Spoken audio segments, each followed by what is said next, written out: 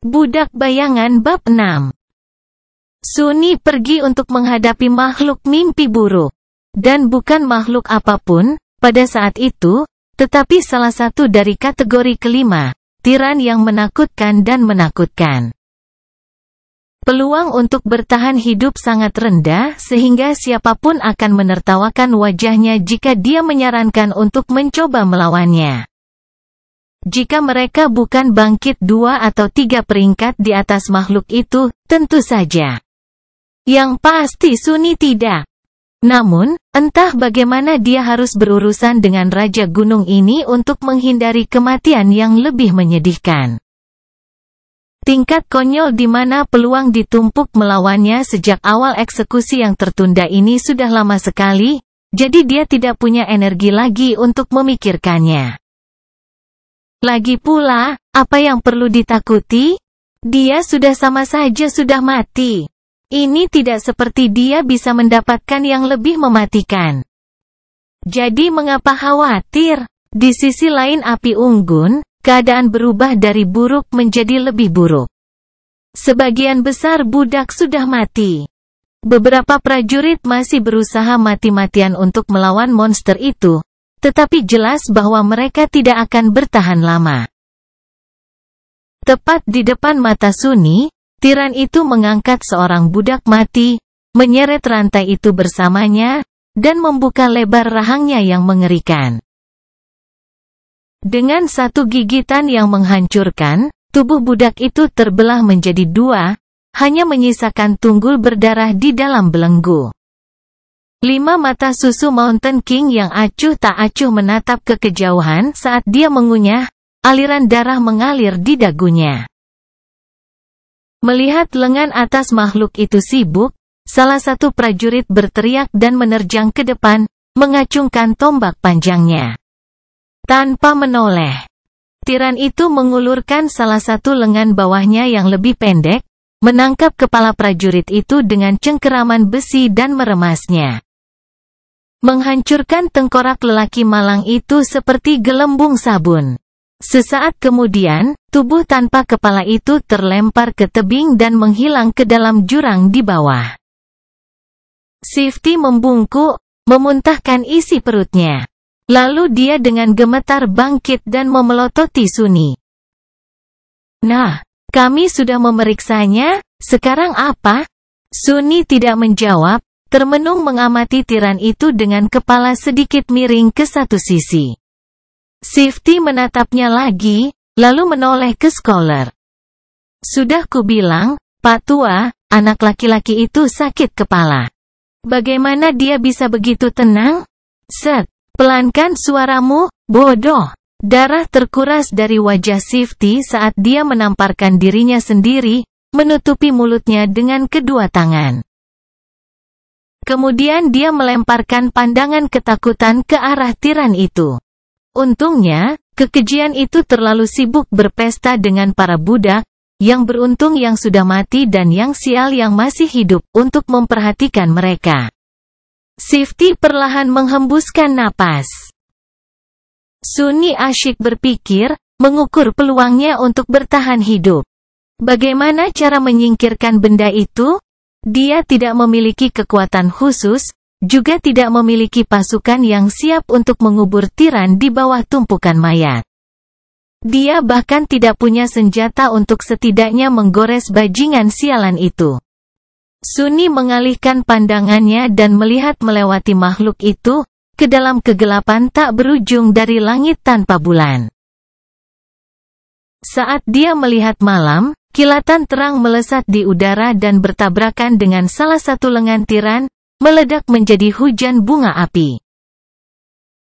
Prajurit muda itu, pembebas heroik Suni, baru saja melemparkan sebatang kayu yang terbakar ke monster itu dan sekarang dengan menantang mengangkat pedangnya. Hadapi aku, iblis! Sebuah gangguan! Hanya apa yang saya butuhkan? Karena Suni tidak mungkin membunuh Raja Gunung dengan kedua tangannya sendiri, dia memutuskan untuk meminta bantuan.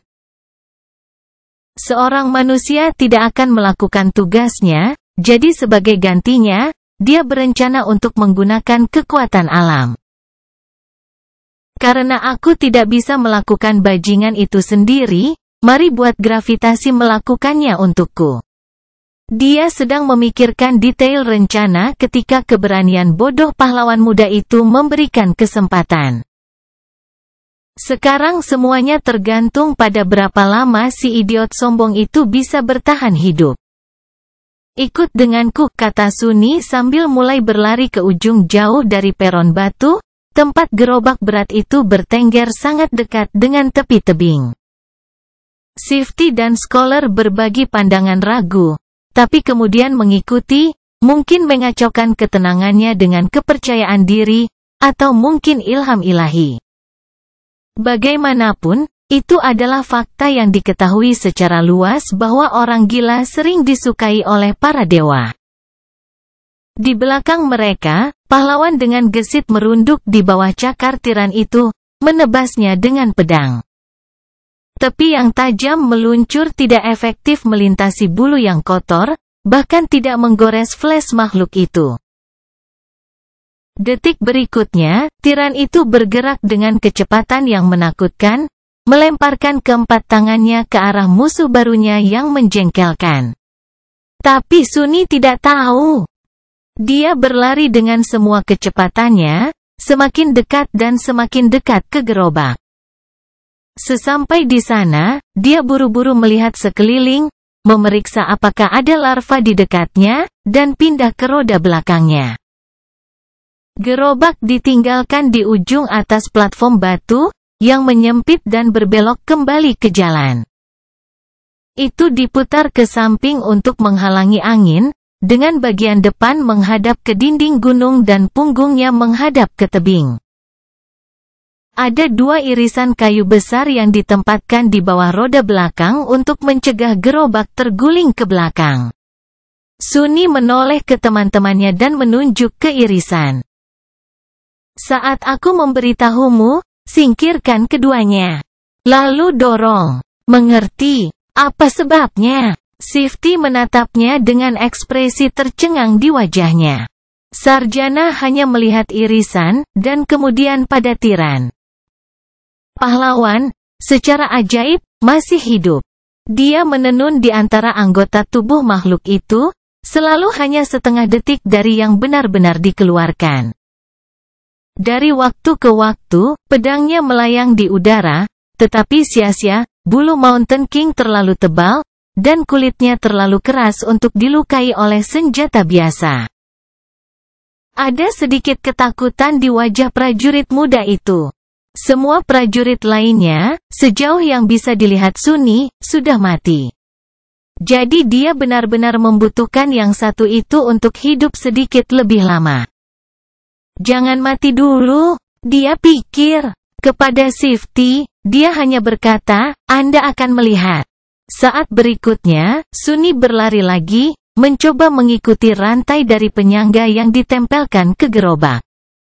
Hal yang dia cari sulit untuk diperhatikan karena semua tubuh, darah dan jeroan berserakan di platform batu, tetapi untuk sekali ini, keberuntungan ada di pihaknya. Beberapa saat kemudian, dia telah menemukan apa yang dia butuhkan, ujung rantai yang robek. Menemukan belenggu terdekat, lengkap dengan tubuh cacat mengerikan seorang budak yang terkunci di dalamnya, Sunny berlutut dan mulai meraba-raba kuncinya. Terdengar jeritan teredam, dan dengan pandangan ke samping, dia melihat pahlawan terbang di udara, akhirnya tertangkap oleh salah satu serangan tiran itu. Hebatnya, prajurit muda itu berhasil mendarat dengan kakinya, meluncur beberapa meter melintasi bebatuan. Semua anggota tubuhnya masih di tempatnya, tidak ada luka yang mengerikan di tubuhnya juga. Tanpa melewatkan sedikit pun, Hiro berguling ke depan, mengambil pedangnya dari tempatnya jatuh di tanah, dan kemudian berguling sekali lagi, kali ini ke samping. Menghindari hentakan berat dari kaki makhluk itu. Berguling? Siapa yang berguling-guling dalam situasi ini? Tanpa membuang waktu lagi, Sunny akhirnya berhasil membuka belenggu itu. Mengguncang budak mati dari mereka, dia kemudian segera mengunci mereka sekali lagi. Kali ini di sekitar rantai itu sendiri, berakhir dengan simpul hidup dan loop darurat. Sekarang semuanya bergantung pada tekadnya, koordinasi tangan ke mata, dan keberuntungan.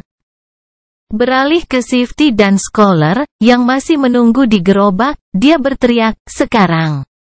Kemudian, mengambil rantai yang cukup panjang, Sunny berdiri dan menghadapi tiran itu.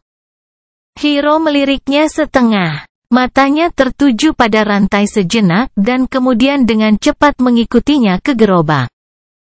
Kemudian, tanpa menunjukkan sedikit pun emosi, prajurit muda itu menggandakan usahanya, mengalihkan perhatian makhluk itu dari Sunny. Jadi dia pintar juga. Penipuan yang luar biasa. Menjernihkan pikirannya dari semua pikiran yang tidak perlu, Sunny berkonsentrasi pada beban rantai di tangannya, jarak antara dia dan tiran itu. Dan targetnya. Waktu sepertinya melambat sedikit.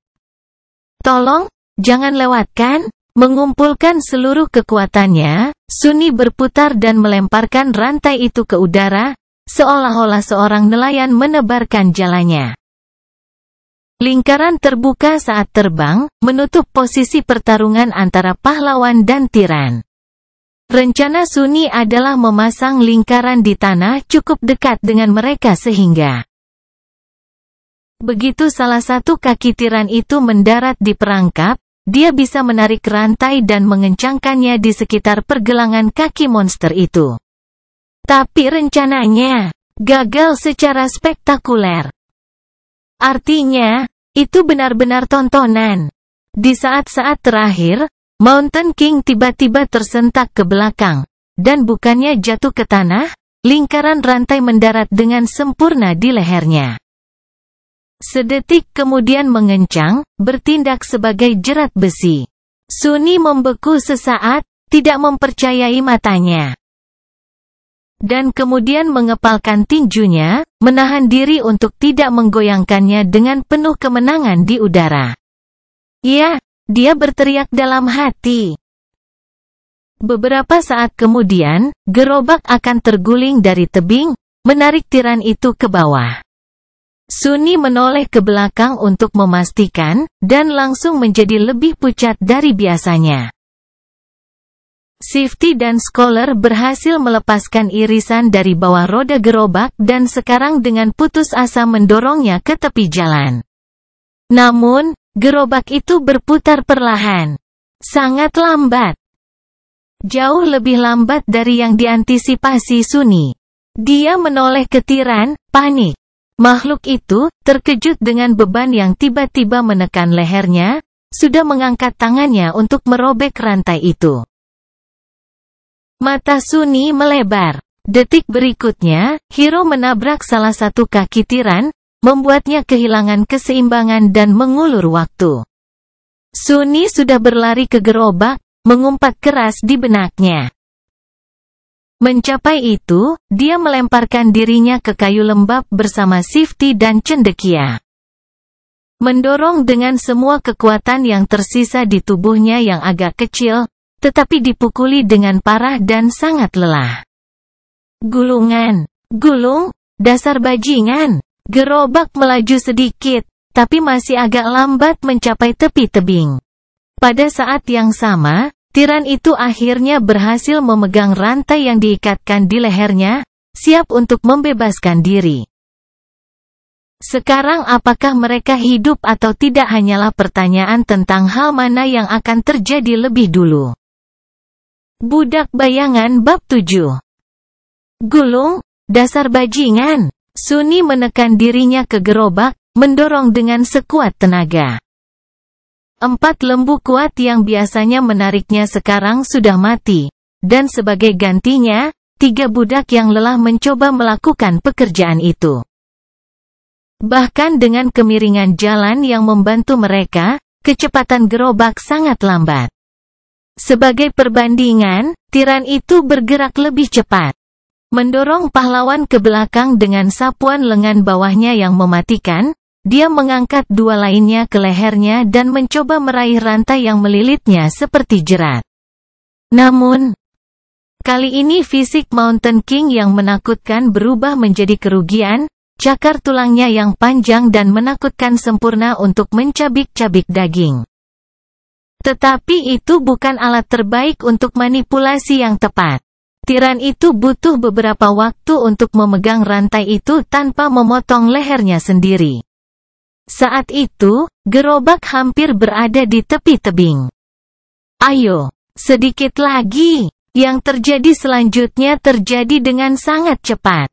Roda belakang gerobak akhirnya meluncur dari jalan, menggantung di atas lubang gelap yang tampaknya tak berdasar di bawahnya.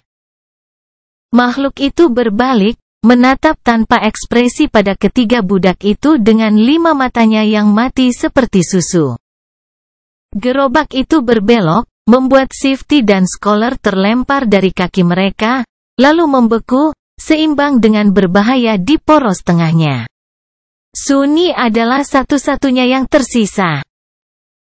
Dia melirik monster yang menjulang tinggi itu untuk terakhir kalinya, dan kemudian membanting bahunya ke bagian depan gerobak, meletakkan semua bebannya di belakangnya. Gerobak itu akhirnya kehilangan keseimbangan dan berguling ke tepi, menggoreskan bagian bawahnya dengan memekakkan telinga ke bebatuan yang bergerigi. Sunny jatuh ke depan dan mendarat di atas lututnya, nyaris menyelamatkan dirinya dari jatuh dari tebing bersamanya.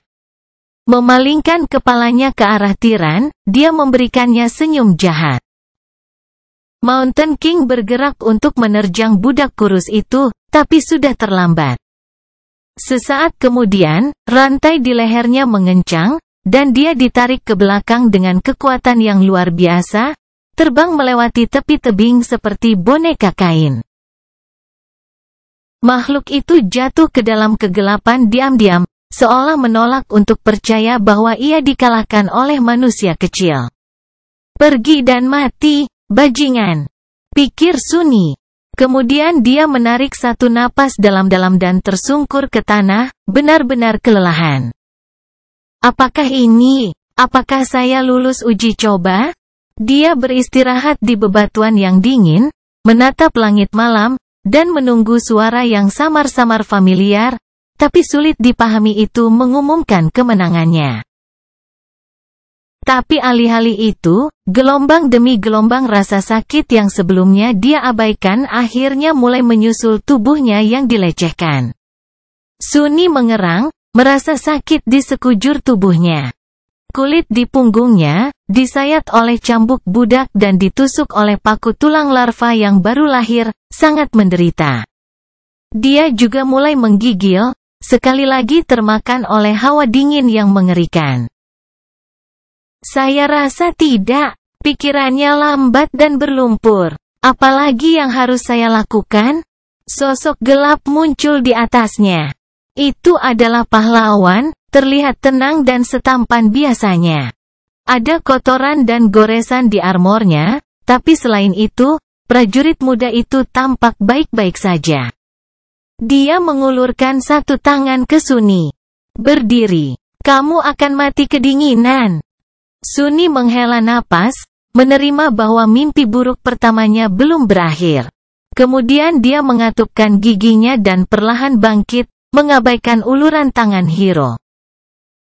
Di sekitar mereka, ada adegan pembantaian total. Kecuali 3 budak dan pahlawan, setiap anggota karavan tewas. Tubuh mereka berserakan di tanah, cacat parah atau tercabik-cabik. Di sana-sini, bangkai larva yang menjijikkan terlihat. Bayang-bayang yang dilemparkan oleh api unggun menari gembira di atas platform batu, tampaknya tidak terganggu oleh pemandangan yang tidak wajar ini. Sunny juga terlalu lelah untuk peduli.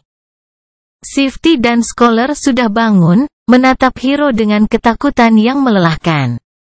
Dengan atau tanpa belenggu, mereka tetaplah budak, dan dia tetaplah seorang pengemudi budak. Menyadari tatapan tegang mereka, prajurit itu menghela nafas. Mendekatlah ke api, kalian semua. Kita perlu menghangatkan diri dan mendiskusikan apa yang harus dilakukan selanjutnya. Tanpa menunggu tanggapan mereka, Hiro berbalik dan pergi. Setelah ragu-ragu selama beberapa saat, para budak mengikuti. Beberapa saat kemudian, mereka berempat duduk di sekitar api unggun, menyerap panas yang menyenangkan. Shifty dan Scholar saling berdekatan, menjaga jarak aman dari Hiro. Sunny duduk terpisah dari semua orang bukan karena dia memiliki alasan khusus untuk tidak mempercayai satu orang lebih dari yang lain, tetapi hanya karena dia tidak menyukai orang pada umumnya.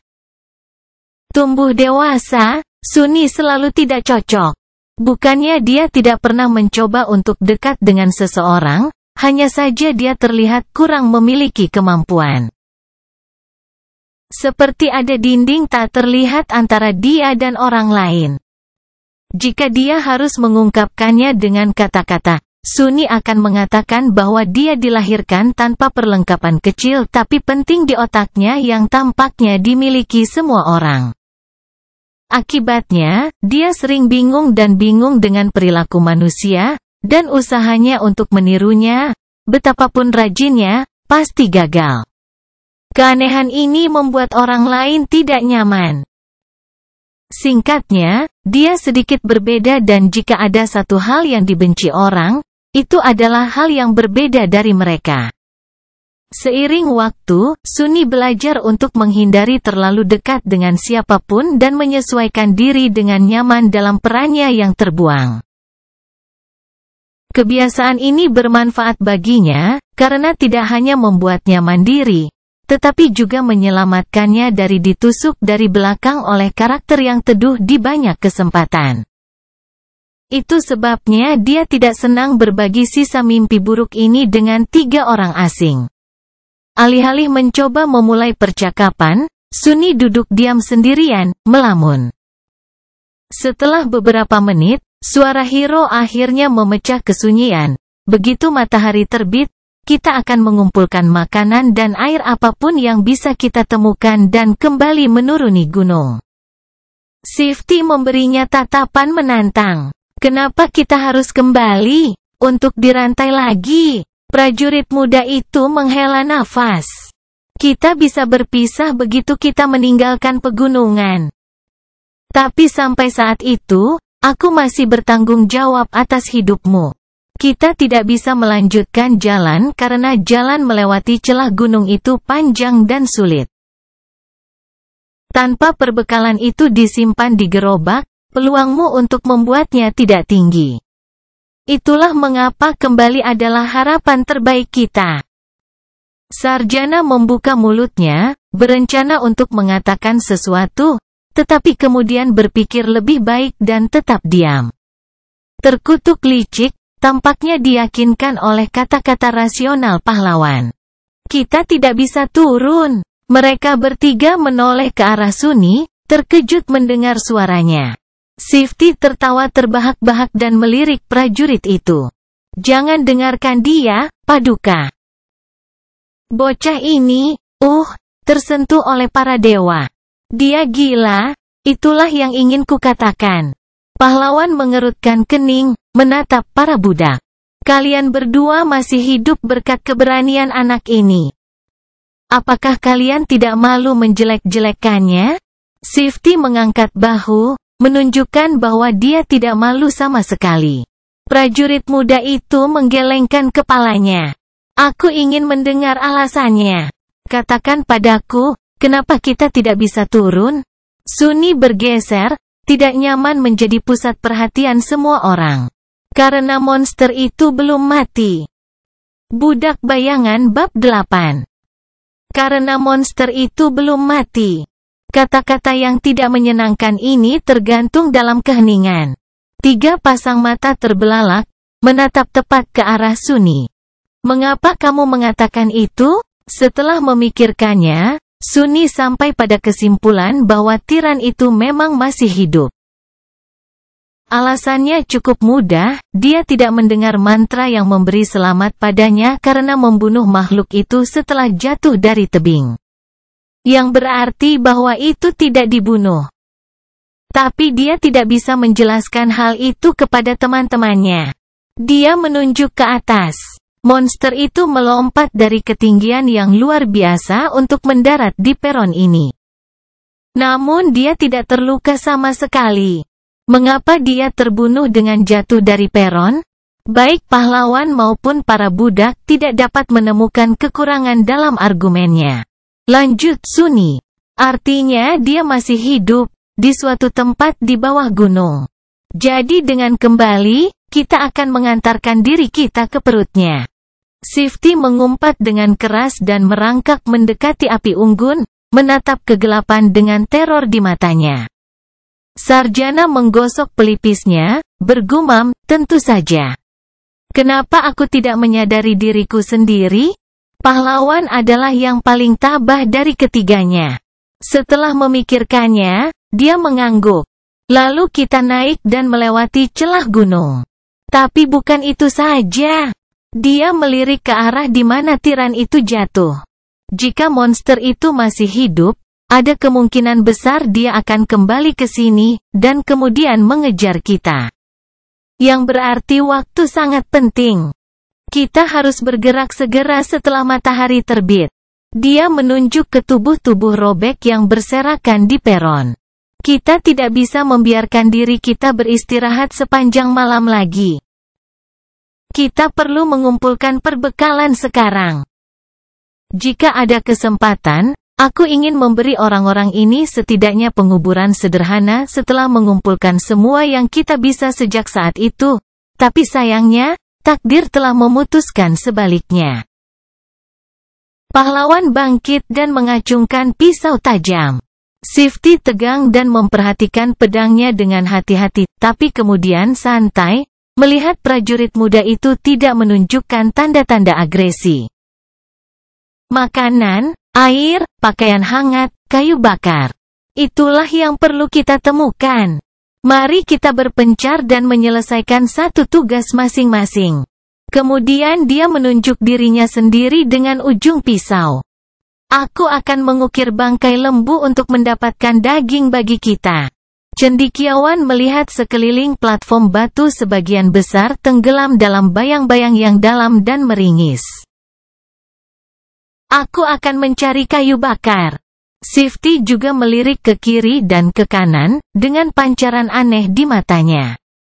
Kalau begitu aku akan pergi mencari sesuatu yang hangat untuk kita pakai. Sunny adalah orang terakhir yang tersisa. Hiro menatapnya lama. Sebagian besar air kami disimpan di gerobak. Tapi masing-masing saudara laki-lakiku yang tewas membawa guci. Kumpulkan sebanyak yang kamu bisa temukan. Beberapa waktu kemudian, cukup jauh dari api unggun untuk bersembunyi dalam bayang-bayang, Sunny mencari tentara yang tewas dengan setengah lusin guci sudah membebaninya. Menggigil kedinginan, dia akhirnya menemukan tubuh rusak terakhir yang dibalut baju kulit. Veteran tua itu orang yang mencambuknya karena mencoba menerima termos pahlawan terluka parah dan sekarat, tetapi, secara ajaib, masih bertahan hidup. Luka mengerikan menutupi dada dan perutnya, dan dia jelas sangat kesakitan.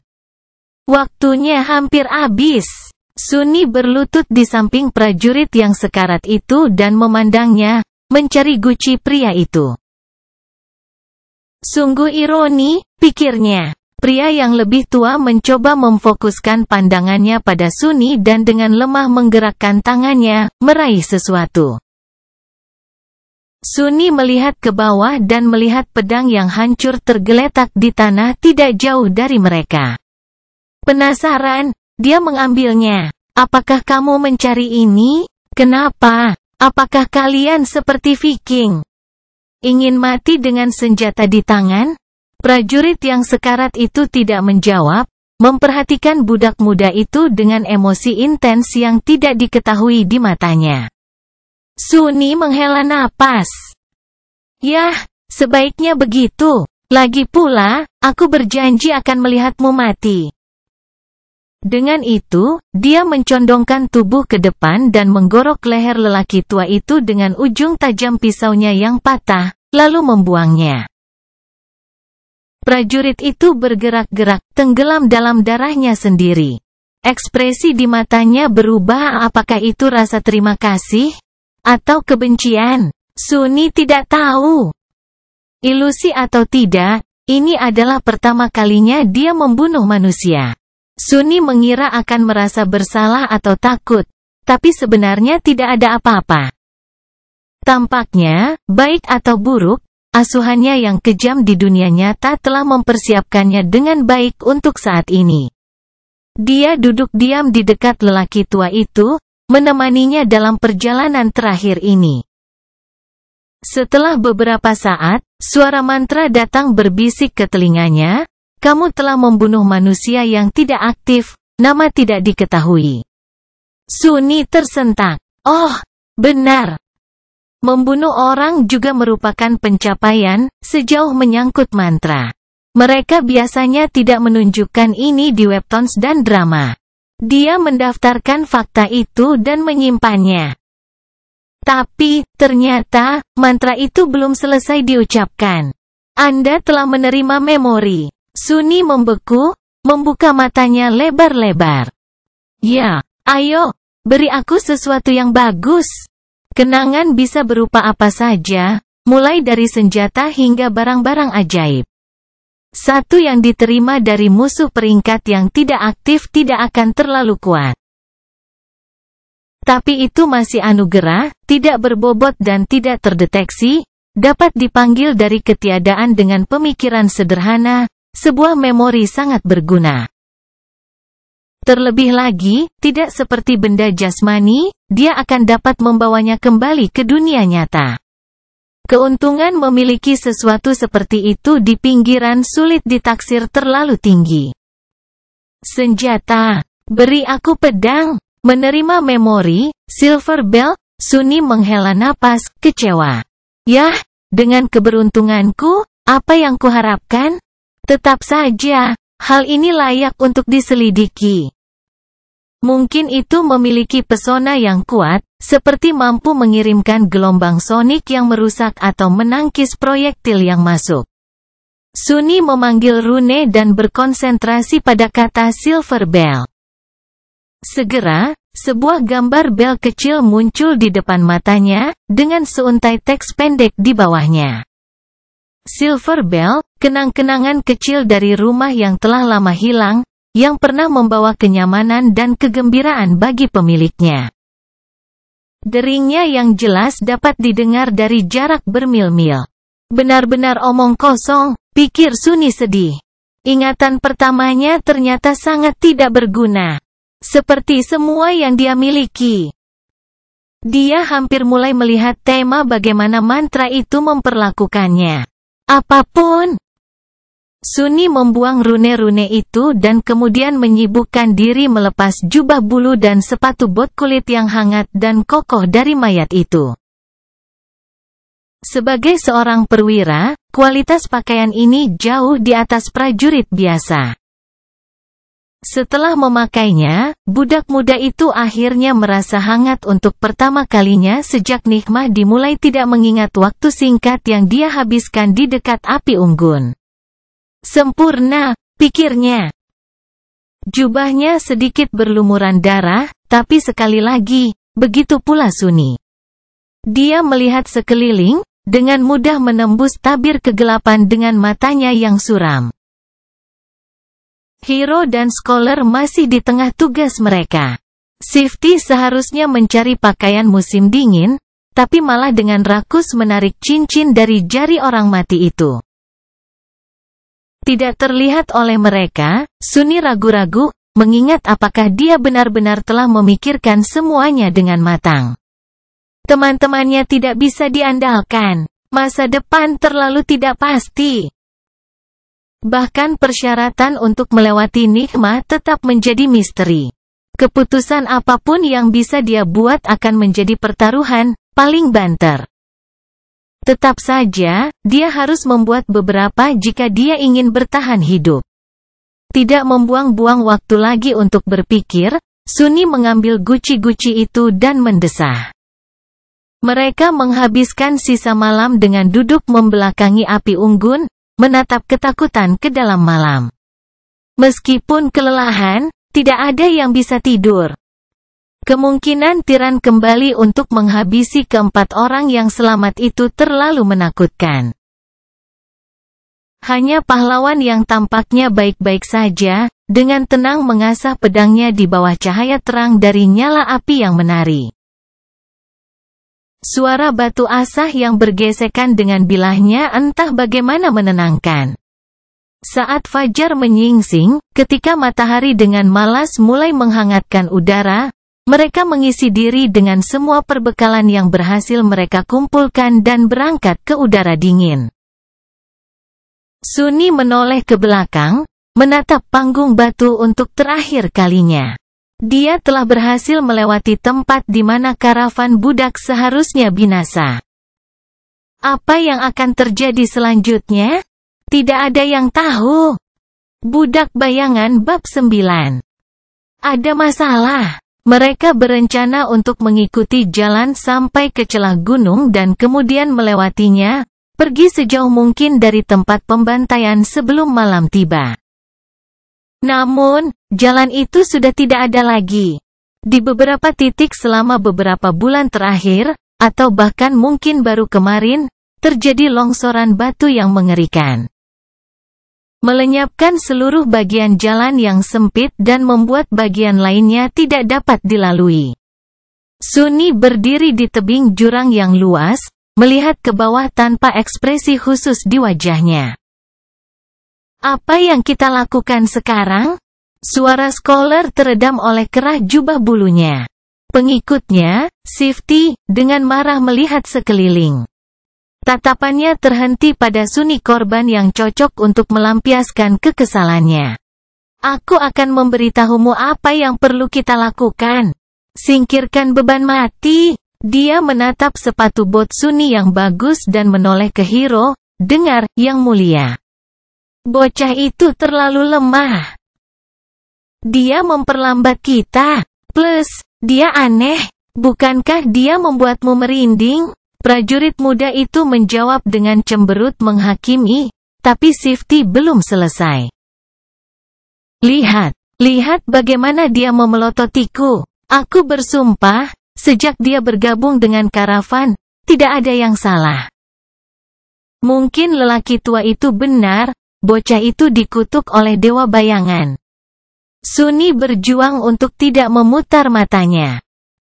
Memang benar dia tidak beruntung, namun, seluruh kebenaran berlawanan dengan apa yang coba disindir oleh Sifty. Bukan karena dia telah menarik kesialan ke karavan budak, sebaliknya, karena karavan itu ditakdirkan untuk memulai, dia berakhir di sini. Cendekiawan berdeham, tapi aku tidak pernah mengatakan itu. Terserah, bukankah kita harus menyingkirkannya untuk berjaga-jaga? Lagi pula dia tidak bisa bertahan lebih lama lagi. Scholar menatap Sunni dengan aneh. Mungkin Sunni menjadi paranoid, tapi tampaknya ada sedikit kedinginan di mata budak yang lebih tua itu. Akhirnya, Scholar menggelengkan kepalanya. Jangan terlalu terburu-buru, kawan. Anak itu mungkin berguna di kemudian hari. Tetapi, pahlawan akhirnya berbicara, mengakhiri pertengkaran mereka. Kami tidak akan meninggalkan siapapun. Adapun berapa lama lagi dia akan mampu bertahan, khawatirkan dirimu sendiri. Sifty mengatupkan giginya, tapi kemudian hanya melambaikan tangan. Baik.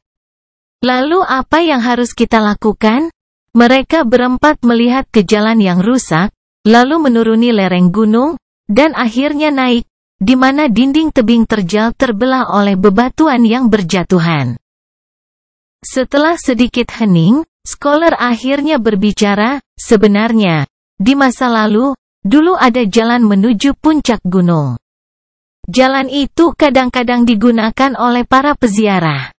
Belakangan, kekaisaran melebarkan sebagian jalan dan membangun jalan yang layak di atasnya sekarang mengarah ke celah gunung, bukan puncak, tentu saja. Dia melihat ke atas. Sisa-sisa jalan asli seharusnya masih ada di atas kita. Jika kita mencapainya, kita seharusnya bisa menemukan jalan kembali ke bagian jalan yang tidak rusak. Semua orang mengikuti pandangannya, bergeser dengan tidak nyaman karena kemungkinan akan mendaki lereng yang berbahaya. Kecuali Hiro, tentu saja, yang tetap tenang seperti orang suci. Karena runtuhan batu, kemiringannya bukan lagi dinding yang hampir vertikal, tapi tetap saja, kemiringannya cukup tajam. Shifty adalah orang pertama yang berbicara, naik itu? Apakah kamu gila? Sarjana tak berdaya mengangkat bahu. Apakah kamu punya ide yang lebih baik? Tidak ada yang melakukannya. Setelah sedikit persiapan, mereka memulai pendakian. Shifty dan Scholar dengan keras kepala membawa senjata yang mereka ambil dari tubuh prajurit yang tewas itu, tetapi Sunny, dengan sedikit penyesalan, memutuskan untuk meninggalkan pedang pendek yang baru ditemukannya. Dia tahu bahwa pendakian ini akan menguji batas daya tahan mereka. Pedang itu mungkin tidak tampak seberat itu sekarang, tetapi setiap gram tambahan berat pasti akan terasa seperti 1 ton terlalu cepat. Sebagai anggota terlemah di grup, dia sudah berjuang untuk mengikutinya, jadi tidak ada banyak pilihan. Menumpahkan beberapa kilogram besi adalah hal yang benar untuk dilakukan. Mendaki jalan gunung dengan beban perbekalan di pundaknya sudah cukup berat, tetapi mendaki gunung itu sendiri ternyata merupakan siksaan murni. Hanya setengah jam kemudian, dia merasa otot-ototnya akan meleleh, dengan paru-parunya hampir meledak. Mengertakkan gigi, Sunny terus bergerak maju dan naik. Dia harus terus-menerus mengingatkan dirinya sendiri untuk memperhatikan pijakannya juga. Di lereng es yang tidak stabil ini, satu kesalahan langkah sudah cukup untuk membuat seorang pria jatuh hingga tewas. Pikirkan saja sesuatu yang menyenangkan, pikirnya. Tapi pikiran bahagia apa yang bisa dia panggil? Gagal menemukan hal lain, Sunny mulai membayangkan hadiah apa yang akan dia terima di akhir percobaan ini. Anugerah mimpi buruk pertama adalah hal terpenting yang diberikan kepada seorang yang terbangun oleh mantra. Tentu, uji coba selanjutnya dapat memberi mereka lebih banyak kemampuan dan sangat meningkatkan kekuatan mereka. Tapi yang pertama inilah yang menentukan peran apa yang dapat dimainkan oleh seorang yang bangkit, seberapa besar potensi mereka, dan berapa harga yang harus mereka bayar.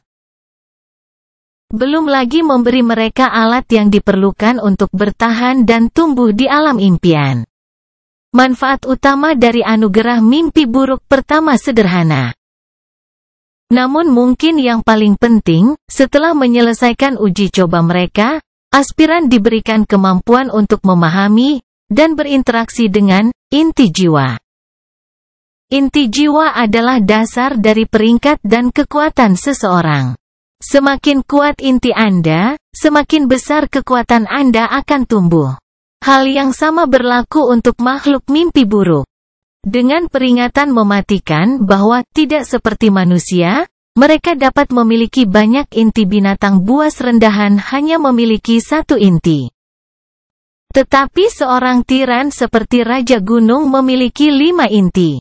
Secara kebetulan, satu-satunya cara untuk meningkatkan inti jiwa Anda adalah dengan mengkonsumsi pecahan jiwa yang diambil dari mayat penghuni alam mimpi lainnya. Itulah mengapa bangkit berusaha keras untuk melawan makhluk mimpi buruk yang kuat meskipun ada risiko kematian. Manfaat kedua kurang mudah, namun tetap vital. Setelah menyelesaikan mimpi buruk pertama, aspiran diangkat ke peringkat pemimpi. Bahasa sehari-hari dikenal sebagai penidur dan memperoleh akses ke alam impian itu sendiri. Mereka akan memasukinya pada titik balik matahari musim dingin pertama setelah melewati ujian dan tetap di sana sampai jalan keluar ditemukan, sehingga menjadi bangkit sepenuhnya. Waktu antara menyelesaikan mimpi buruk pertama dan memasuki alam mimpi itu sangat penting, karena ini adalah kesempatan terakhir untuk melatih dan mempersiapkan diri yang akan diterima seseorang. Dalam kasus Sunni, waktu itu hanya sekitar 1 bulan, yang sangat buruk. Dan kemudian ada manfaat terakhir, unik untuk setiap aspiran yang lulus uji coba. Kemampuan aspek pertama. Ini adalah kekuatan sihir yang mengangkat kebangkitan di atas manusia duniawi. Kemampuan aspek beragam, unik, dan kuat. Beberapa dapat dikategorikan ke dalam jenis seperti pertempuran, sihir, dan utilitas, tetapi beberapa di luar imajinasi.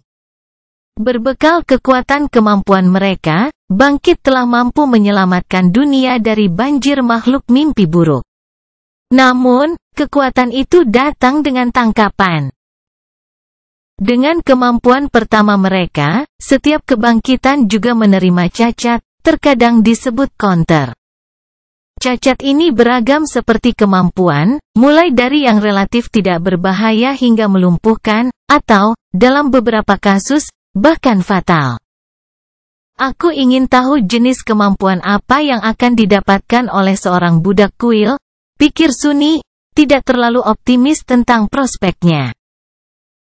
Pilihan kekurangan, di sisi lain, tampaknya hampir tidak terbatas.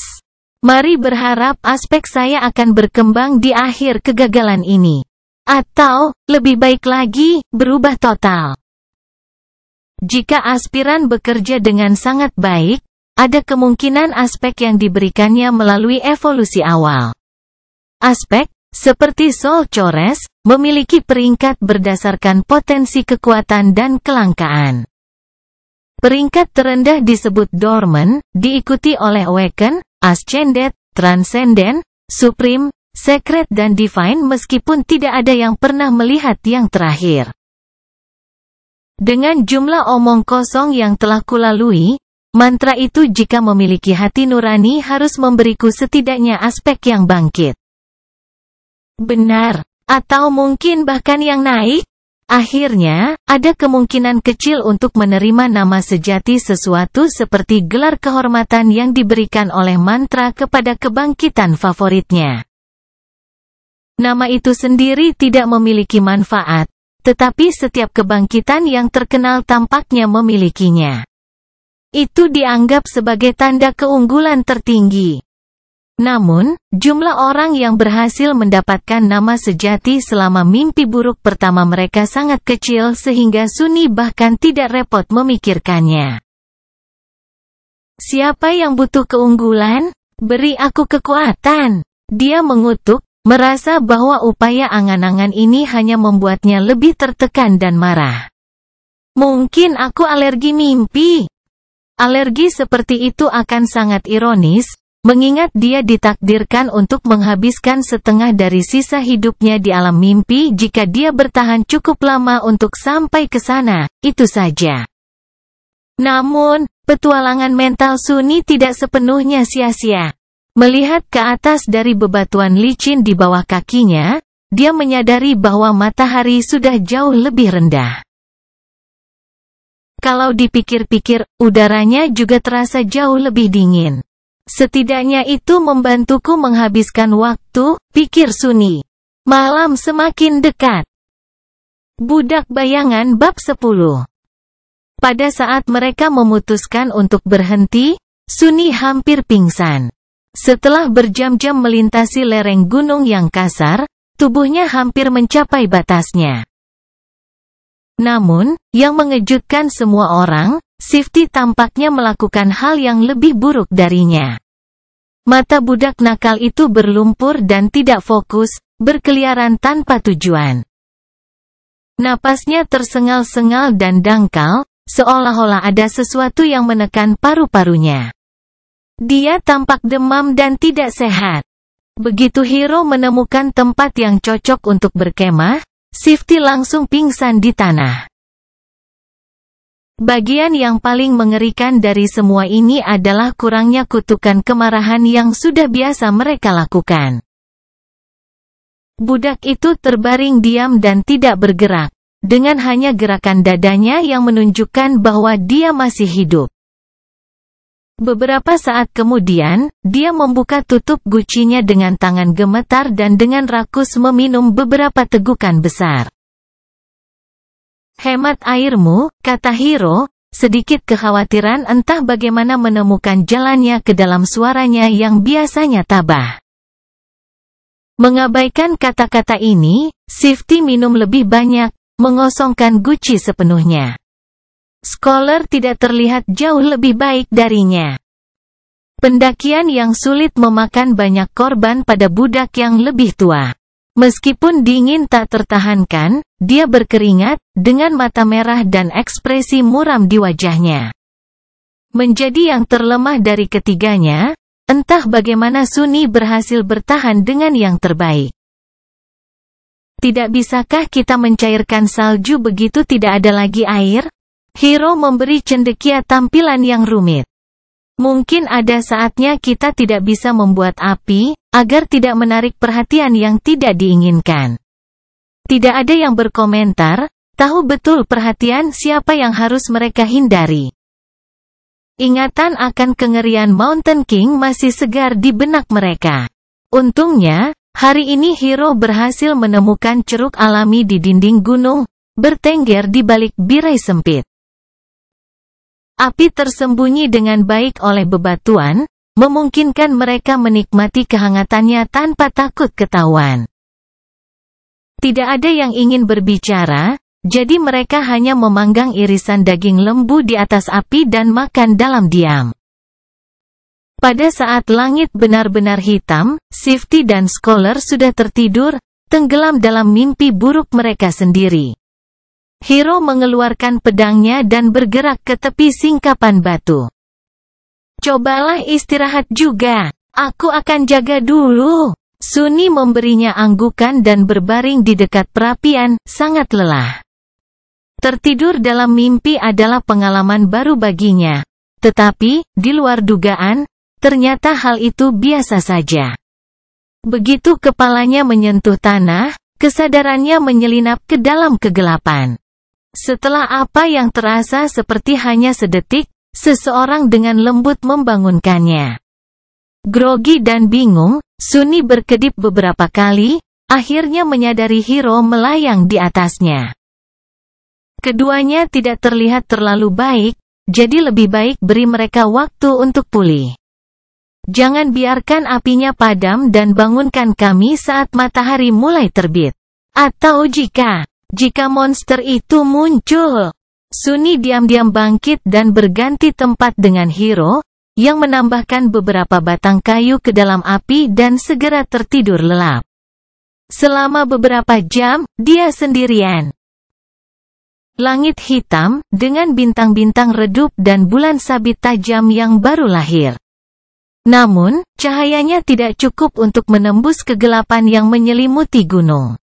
Hanya mata Sunny yang tampaknya mampu melakukannya. Dia duduk diam, melihat ke bawah ke arah mereka datang. Terlepas dari kenyataan bahwa mereka berhasil mendaki cukup tinggi pada hari sebelumnya, dia masih bisa melihat pita jalan di kejauhan. Dia bahkan bisa melacaknya kembali ke platform batu tempat pertarungan dengan tiran terjadi. Titik-titik kecil yang berserakan di bebatuan adalah mayat para budak. Saat dia memperhatikan mereka, sosok gelap perlahan merangkak di peron dari bawah tebing. Itu tetap tidak bergerak untuk beberapa saat dan kemudian bergerak maju, menggoreskan cakarnya ke tanah. Setiap kali cakar mengenai salah satu tubuh, tiran itu akan mencengkeram dan membawanya ke rahangnya. Angin membawa suara teredam dari tulang yang berderak ke telinga Sunny. Dia tersentak, tanpa sengaja mendorong batu kecil dari langkan. Itu jatuh, menabrak lereng dan kemudian berguling ke bawah, menyebabkan beberapa lagi mengikuti. Suara bebatuan yang berjatuhan ini terdengar seperti guntur di malam yang sunyi.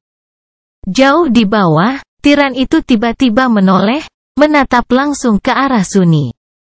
Sunny membeku, membatu. Dia takut untuk mengeluarkan suara sekecil apapun. Untuk sementara, dia bahkan lupa bernapas. Tiran itu menatap langsung ke arahnya, tidak melakukan apa-apa. Beberapa detik yang menyiksa berlalu, masing-masing terasa seperti selamanya. Kemudian tiran itu dengan tenang berbalik dan terus melahap budak yang mati, seolah-olah dia tidak melihat Sunny sama sekali. Itu buta, Sunny tiba-tiba mengerti. Dia menarik napas, memperhatikan Mountain King dengan mata melebar. Itu benar, makhluk itu tidak bisa melihat. Melihat kembali semua yang telah terjadi sebelumnya, dia semakin yakin dengan tebakannya. Mata susu tanpa ekspresi itu. Kalau dipikir-pikir, dia tidak pernah melihat tiran itu menggerakkan mereka sama sekali. Dan kembali ketika Sunny mendorong gerobak dari tebing, tiran itu hanya bereaksi setelah gerobak mulai jatuh, menggores bebatuan dengan keras. Tentu saja, semuanya masuk akal sekarang. Saat fajar menyingsing, Sunny telah membangunkan yang lain. Hiro berharap bahwa istirahat malam penuh akan bermanfaat bagi Sifty dan Scholar, tetapi harapannya hancur. Entah bagaimana, kedua budak itu terlihat lebih buruk dari sebelumnya. Seolah-olah pendakian kemarin terlalu membebani Scholar. Namun, kondisi Sifty tidak dapat dijelaskan dengan kelelahan yang sederhana. Dia sangat pucat dan gemetar, dengan mata setengah sadar dan ekspresi bingung di wajahnya. Apa yang salah dengan dia? Cendekiawan, yang dirinya sendiri tidak melakukannya dengan baik, tanpa daya menggelengkan kepalanya. Mungkin karena penyakit gunung. Ini memengaruhi orang yang berbeda secara berbeda. Suaranya terdengar serak dan lemah. Aku baik-baik saja, brengsek. Keluar dari hadapanku. Sifty kesulitan menyusun kalimat lengkap, tetapi tetap bersikeras bahwa dia baik-baik saja. Hiro mengerutkan kening dan kemudian mengambil sebagian besar perbekalan yang seharusnya dibawa oleh budak pemberontak sebelum menambahkannya ke bebannya sendiri. Setelah sedikit ragu, dia juga memberikan beberapa kepada Sunny. Apakah sesuatu terjadi saat kita sedang tidur? Sunny menatapnya selama beberapa detik. Monster itu memakan yang mati. Kerutan prajurit muda itu semakin dalam. Bagaimana Anda tahu? Saya mendengarnya. Pahlawan bergerak ke tepi dan melihat ke bawah, mencoba melihat platform batu yang jauh. Setelah sekitar 1 menit, dia mengatupkan rahangnya, menunjukkan tanda-tanda ketidakpastian untuk pertama kalinya. Maka kita harus bergerak lebih cepat. Jika makhluk itu selesai dengan semua tubuhnya, dia akan datang untuk kita selanjutnya. Kita harus menemukan jalan lama itu sebelum malam tiba. Takut dan sedih, mereka berangkat lagi dan terus mendaki. Sunny perlahan-lahan mati di bawah beban tambahan. Syukurlah, Sifty dan Scholar sudah meminum sebagian besar airnya, meringankannya sedikit. Ini neraka, pikirnya. Mereka naik lebih tinggi, dan lebih tinggi, dan lebih tinggi. Matahari mendaki bersama mereka, perlahan mendekati puncak. Tidak ada pembicaraan, tidak ada tawa, hanya nafas yang terengah-engah. Masing-masing dari 4 orang yang selamat itu berkonsentrasi pada langkah dan pijakannya sendiri. Namun, Sifty semakin tertinggal. Kekuatannya meninggalkan dia. Dan kemudian, pada suatu saat, Sunny mendengar jeritan putus asa.